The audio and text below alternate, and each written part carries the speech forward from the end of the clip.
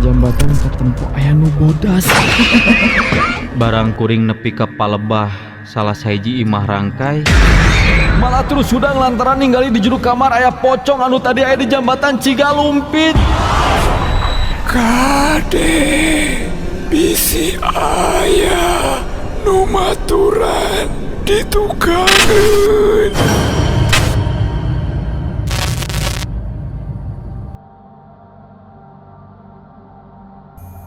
Assalamualaikum warahmatullahi wabarakatuh. Sampurasun kasadaya Jumcleaner nyaeta anu mikareueus kana acara Jumat Kliwon Reborn anu tayang saban dinten Kemis sareng Jumaah tabuh 7 wengi.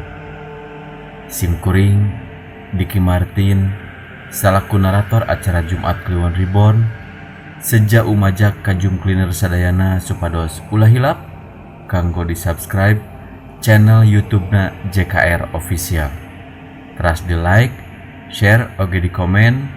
Boh bila aya kritik saran atanapi ngagaduhan cerita pengalaman mistis tiasa dikintunkeun ngelangkungan inbox dina Facebookna Jumat Kliwon Reborn. Teu hilap simkuring haturkeun nuhun kanggo sadaya penikmat acara Jumat Kliwon Reborn anu parantos ngarojong kana ieu channel JKR Official sarang bantosana supados simkuring sarang reng-rengan JKR Official tiasa teras berkarya di ieu channel. Atuh dina deungeut ieu simkuring sejam midangkeun dua cerita mistis anu parantos disiapkeun nyaeta dina judul Jurig di SD Kopo Elok sareng Jin Ipri Cimungeyeuk Arjasari. Hatur nuhun, wilujeng ngadangukeun. Kade ulah ngadangukeun sosoranganan bisi aya nu maturan ditukangeun.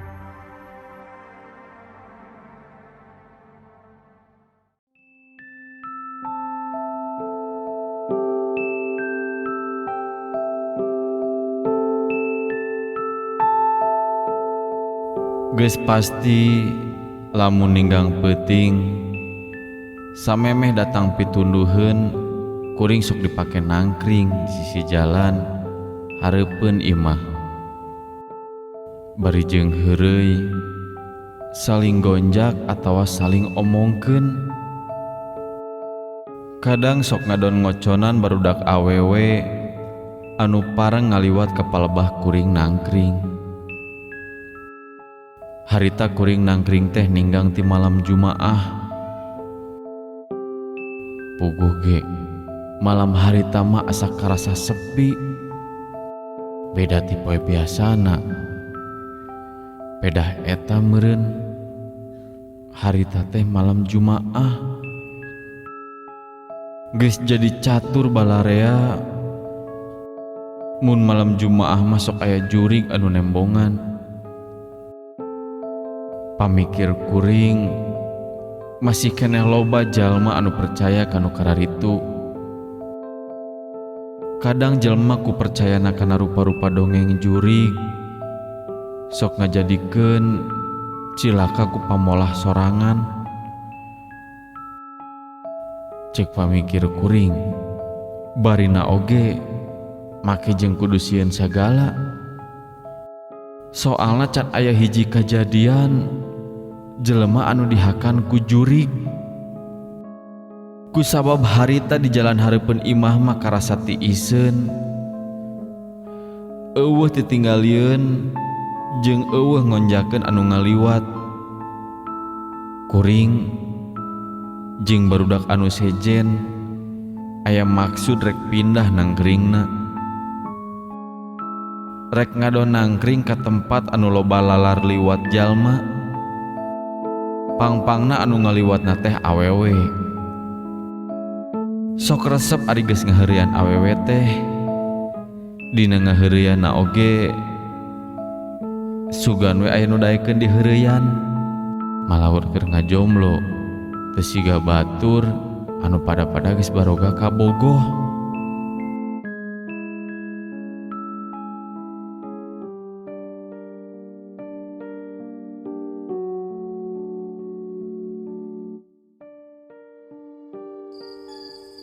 Wah, bosan nangkring di dieu mah ya. Sepi heureuyeuneun. Nyaring geus. Lamun teu nangkring di dieu rek ngadon nangkring di mana? Wah, maneh mah tinggalin perkembangan Pri. Jika nu heueuh we ngomong perkembangan. Yeuh, perkembangan mah aya di taman. Pan anu loba kembang mah tuh di taman.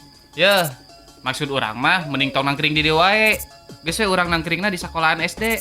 Emang kumaha kitu lamun nangkring di dinya? Loba awewe nu ngaliwat nangkring di dinya mah bisa cuci mata, ninggalin nu gadeuli segera.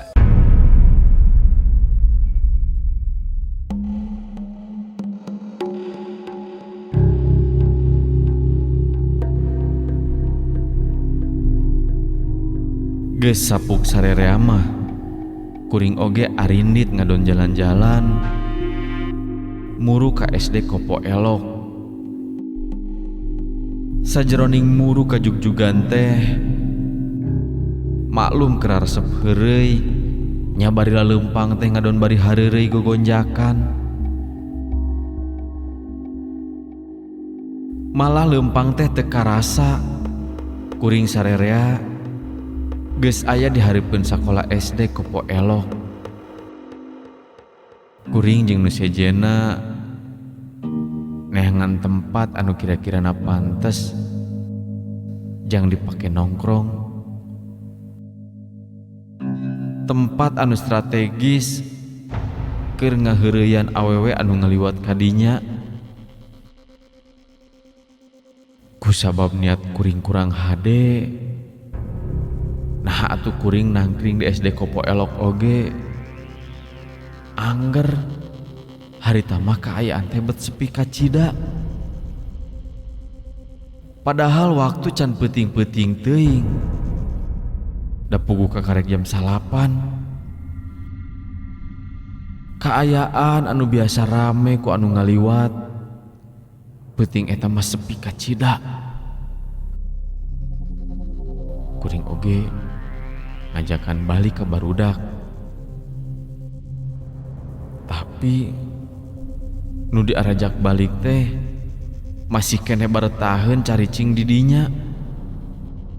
Atuh kuring oge teu bisa majar kumaha. Nya kuring miluan kanu lobaan. Najan geus hayang balik oge kapaksa we milu kana kahayang babaturan anu sejena. Salah saurang babaturan kuring ngeluarkeun HP. Manehna nyetelkeun lagu Lingsir Wengi.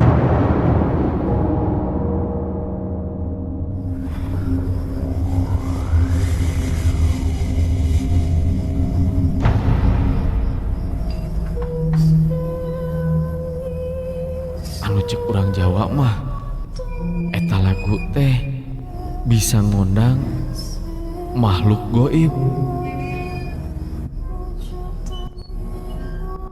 Tapi keur kuring masuk sanajan kitu oge teu nimbulkeun kasieun jeung kakeung. Kuring hare-hare we ngadenge babaturan nyetel eta lagu teh.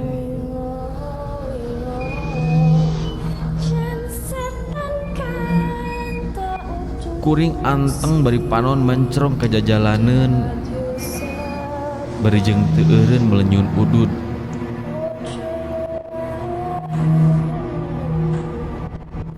Waktu beuki lila beuki peuting.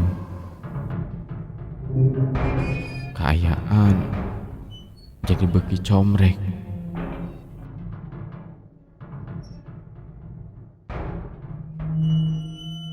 Keur kitu kuring sarerea jadi cing aringus nu jadi sabab kuring jeung anu sejen ngambeuh seungit kembang anu kacida meleberna.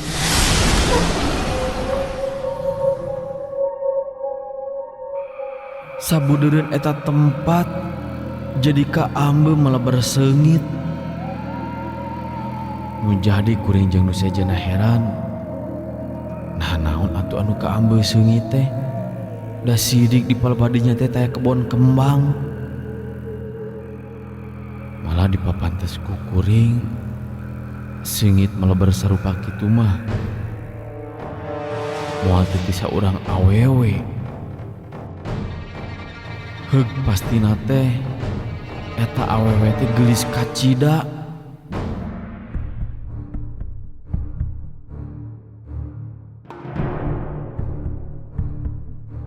Rada lumayan lila kuring ngambe sarupa kitu teh. Selang sababaraha menit meleber seungit teh leungit teu kaambe deui ku kuring sarerea.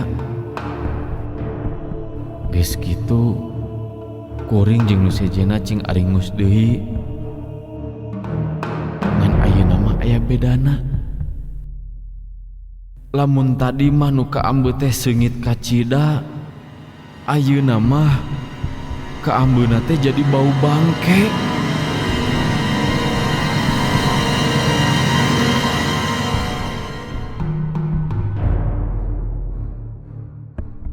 Kuring oge nepikeun kanutupan irung ku bauna anu matak murel. Babaturan kuring anu ngaranna Hendar mah tepikeun ka babalongkengan utah sagala ku alatan ngambu bau bangke sarupaning kitu.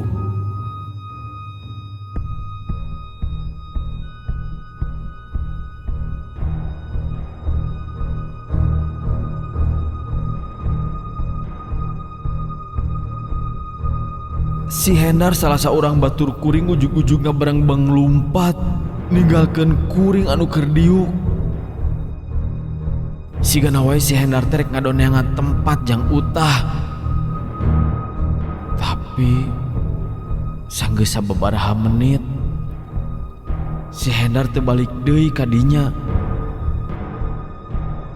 Moal kitu si Hendar teh terus balik ka imah. Tapi naha atuh balik ka imah teh bet sorangan. Teu ngajak ka kuring jeung ka si Yuda. Sanggeus kitu kuring ningali beungeut si Yuda anu robah. Si Yuda beungeutna siga anu ningali anu pikasieun. Katingali si Yuda undur-unduran bari siga aya nu dipikasieun. Geus kitu katingali si Yuda lumpat ninggalkeun kuring sorangan anu aya di dinya. Yuda! Ari mana reka mana Yuda?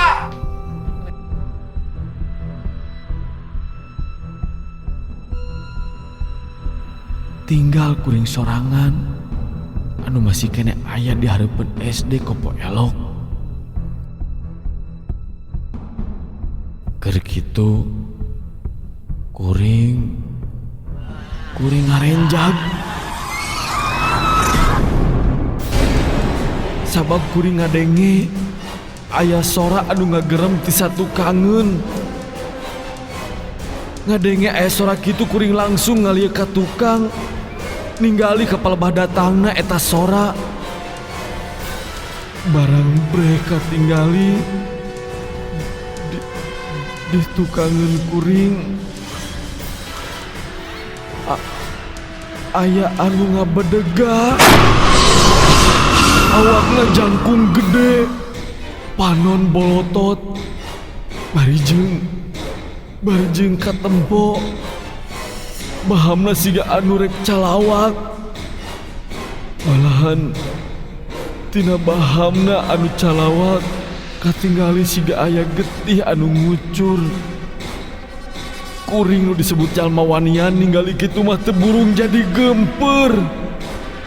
Sokomo basa eta makhluk leungeunna ranggah ka kuring. Eta makhluk siga anu arek ngarekep ka kuring. Samona eta makhluk anu katinggali kukuna paranjang, bari katinggali semu marencos. Ahiap ka hareupeun kuring. Puguh harita kuring jadi ngaleper. Eta makhluk lempang ngagegang ngadeuketan ka kuring. Kesang tiis mimiti kaluar tina awak. Kuring oge geus teu loba mikir deui. Harita keneh langsung kuring cengkat sarta tuluy lumpat ninggalkeun eta patempatan. Sajroning kuring lumpat ninggalkeun eta tempat. Anu karasaku kuring eta makhluk anu pikasieun teh asa nutur-nutur.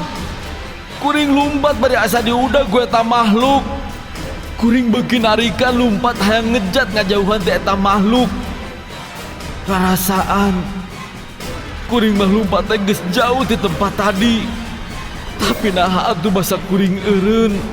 Kuring teh masih kene anger aya di tempat anu tadi. Kuring masih kene aya di hareupeun sekolah SD Kopo Elok. Tubuh gue kuring beuki ngarasa gempeur, sieun jeung aneh ka Cida. Kakarek penting eta kuring ngalaman kejadian sarupa kitu. Sok sanajan makhluk anu pikasieun tadi geus teu katingali, tapi sora anu gulam-gulam masih kadenge kana ceulik kuring. Hal ieu anu ngajadikeun kasieun kuring acan leungit. Penting eta teh jalma anu ngulampreng saurang-urang acan. Hantugna kuring jadi aniprek tiuk di hareupeun eta sakola. Sajroning kitu mah ceulik kuring ngadenge rupa-rupa sora bari jeung eueuh wujudna.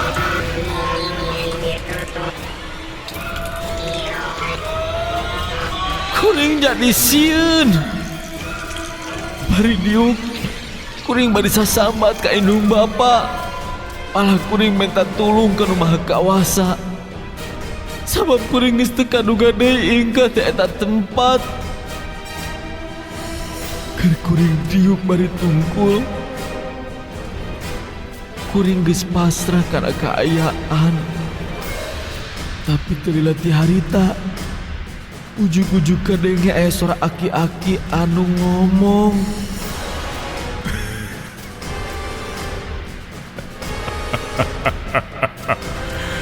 Ayo cu, gerak balik, tuturkeun Abah.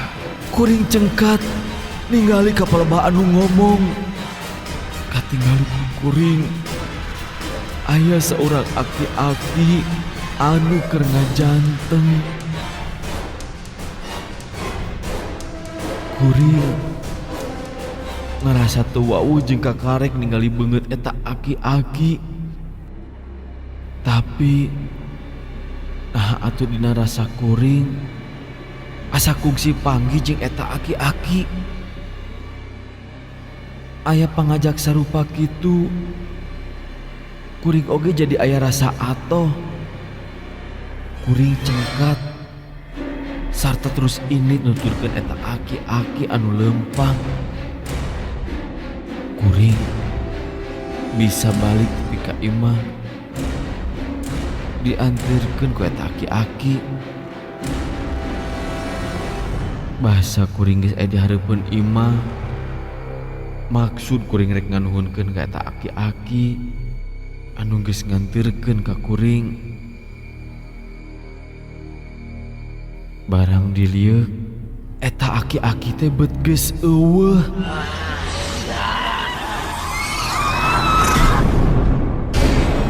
Ngaleungit teu katingali deui ku kuring. Geus kitu kajadian mah kuring oge langsung ngetrokan panto imah. Kulantaran waktu geus peuting, nya kuring teu bisa langsung asup ka jero imah. Sabab imah teh geus dikuncian ti jero. Kuring datang ka imah bari rada digelandang kudu jadi bapa. Sabab majar kuring ulin kamalinaan. Jam 1 peuting karek balik ka imah. Geus aya di imah mah kuring teu loba carita kanu jadi bapa. Naon hal bae anu ngeunaan kajadian anu pernah kaalaman ku kuring. Ngan eta kajadian teh jadi catatan keur kuring. Makhluk goib teh aya pagaliwota jeung urang sarerea.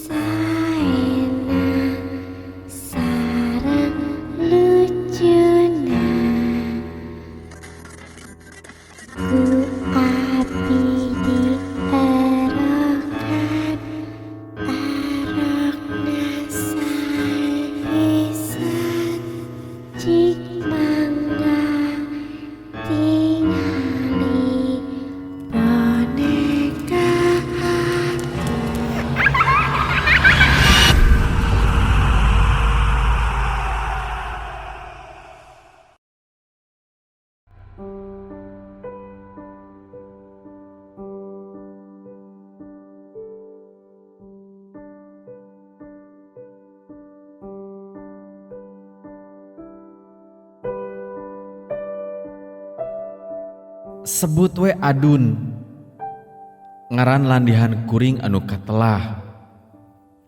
Ari imah anu dicicingan aya di daerah Arjasari, Banjaran, Kabupaten Bandung. Kuring rek ngaguar pengalaman anu masih keneh aya dina ingetan kuring tepikeun ka ayeuna. Sok sanajan ieu kajadian geus aya satauna, hiji kajadian aneh anu kaalaman sataun ka tukang. Kuring digawe di salah sahiji pabrik sablon di daerah Palasari, Bandung. Digawe jeung sababaraha urang babaturan anu sarua kana nyablon. Kusabab kana motor jadi gawe teh sok pulang poe. Ari kana kandaraan mah ti Palasari ka imah nu aya di Arjasari teh tepati jauh teuing. Karasa jauh teh lamun disorangna ku lempang. Jam gawe asup isuk-isuk kaluar sore. Nya lamun asup jam 8 isuk-isuk kuring balik teh jam 5 sore. Kitu jeung kitu anu sok dilakukeun ku kuring.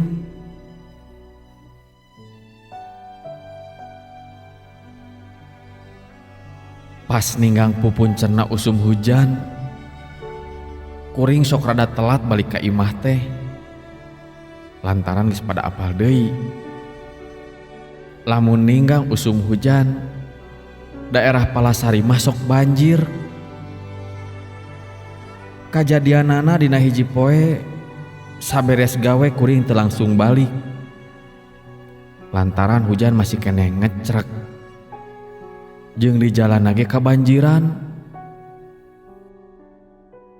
Kuring ngajakan si engkus ngadon ka warung heula. Kuring jeung si engkus ngadon caricing di eta warung anu aya di hareupeun gerbang pabrik. Kuring ngadon barang dahar heula jeung ngopi di eta warung bari ngadagoan raat hujan. Meuli dahareun keur ganjel-ganjel lapar.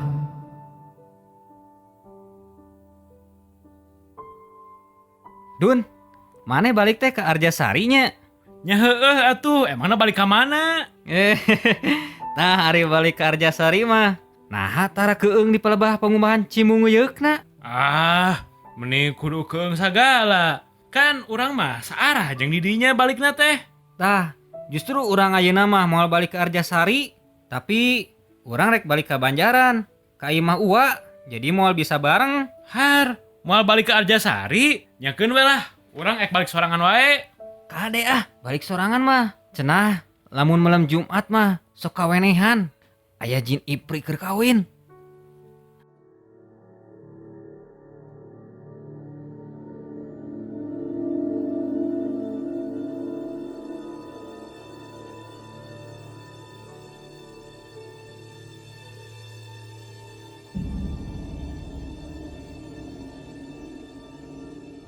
Teka rasa nyerelekna waktu di eta warung ari di selangku ngobrol mah. Asa cikeneh jam 5 sore. Ayeuna geus aya kana jam 8. Kaayaan di eta tempat oge geus mimiti jadi tiiseun. Lantaran maju ka peuting jeung depan harita mah poe Kemis. Ninggang malam Jumaah. Biasa oge mun malam Jumaah masuk tiiseun jam sakitu teh. Hujan geus mimiti leutik. Cai oge geus mimiti orot. Kuring jeung si engkus terus ngajalankeun motor maksud rek balik ka imah.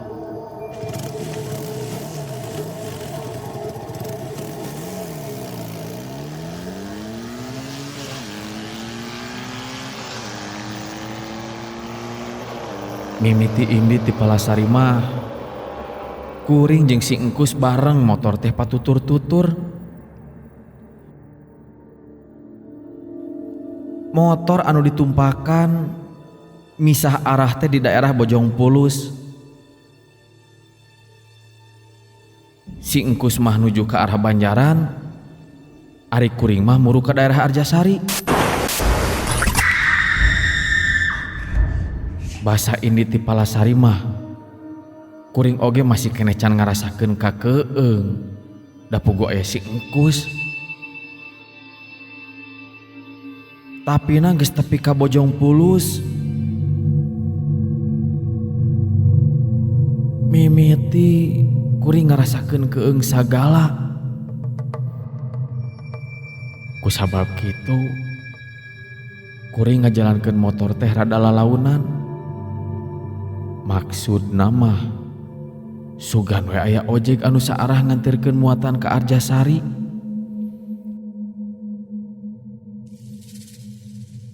Sok sanajan harita mah katinggali anu biasa rempeg di pangkalan ojek, tapi harita mah nu katinggali ojek dengan aya 2 motor. Asaku kabeneran harita aya hiji motor ojek anu narik muatan anu ke Arjasari. Kusabab keung lamun kuring kudu sorangan mah nya kuring ngajalankeun motor teh ngadonu nutur tukang ojek. Aya karasana ku kuring teu keung teuing lantaran aya batur di jalana. Nah atuh can oge ngaliwatan pangumbahan Cimungeuyeuh. Motor ojek teh eureun beri langsung mereuman motorna. Pamikir kuring kajadian sarupa kitu teh sigana tukang ojek keur nurunkeun muatanana. Nya kuring oge langsung we nyiap eta tukang ojek. Maksud rek miheulan manehna. Basa kuring ngaliwat ka eta tukang ojek anu keur eureun. Kuring ngareret ningali ka tukang tina spion. Katinggali eta tukang ojek teh leungeunna gugu pae ka kuring siga anu nitah eureun. Can jauh ti tukang ojek kuring oge langsung meureunkeun motor anu keur ditumpakan. Basa motor geus eureun ujug-ujug salengseng bau hangru nu kaambeuk ku kuring. Kuring udah treret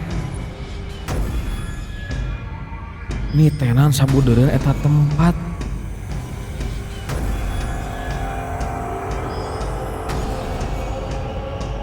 Antugna kuring nyadar gening motor kuring teh eureun di palebah pangumbahan Cimungeuyeuh pisan. Geus nyadar yen eta tempat teh pangumbahan Cimungeuyeuh.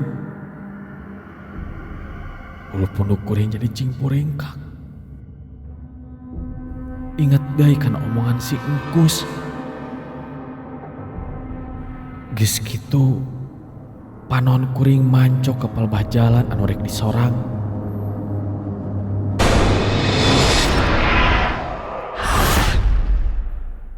Kuring ngerasa aya nu aneh di hareupeun. Dina jalan katinggali siga aya tangkal jambe anu ngagoler. Nya kuring nelek-nelek ka eta anu ngajempat di tengah jalan. Barangku kuring disidikeun. Gening lain tangkal jambe. Soalnya katinggalina siga oyak semua anu keur maju. Beuki lila tambah jelas gening anu aya di hareupeun teh. Oray anu keur meuntas jalan.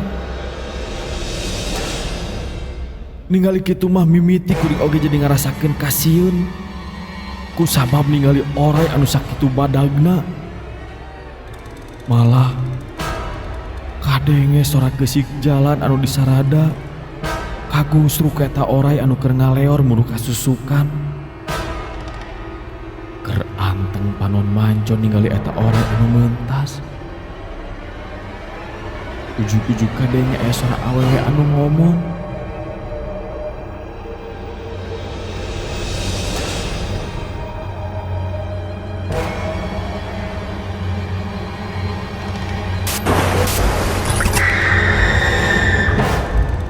Kuring oge langsung ngareret ka palebah datangna eta sora.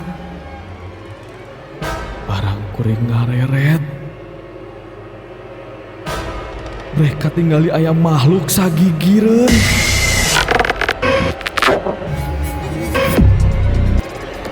Nu katinggali ku kuring mah ari beungeutna siga awewe.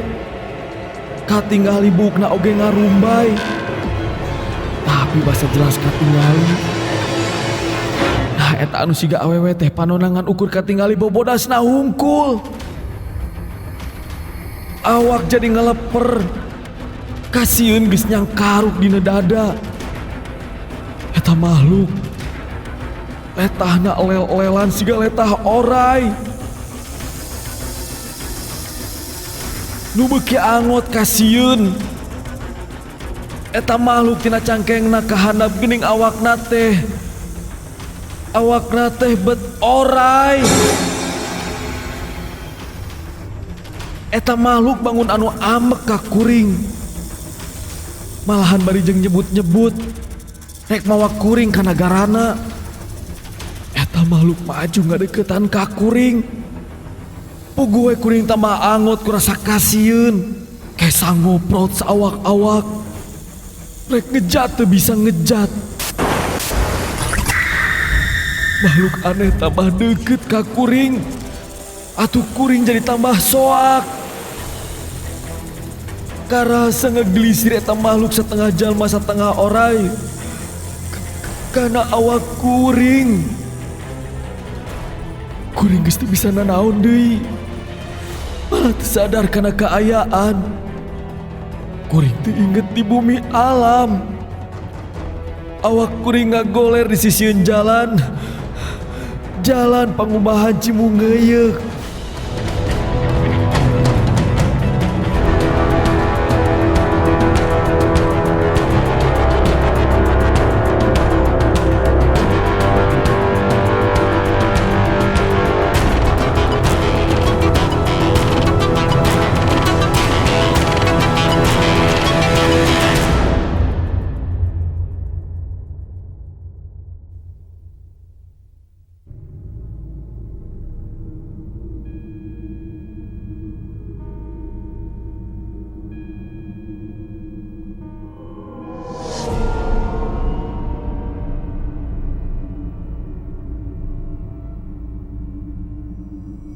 Sadar-sadar teh kuring geus aya di imahna salah saurang warga. Kajadian basa kuring teh inget di bumi alam teh ditulungan ku tukang ojek jeung muatanana.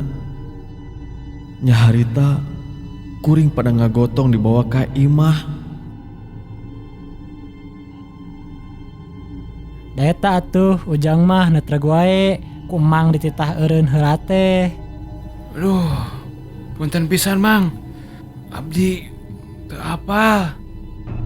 Jadi lamun aya oray keur meuntas di palebah dinya, urang kudu eureun heula, malahan mesin motor oge kudu dipareuman.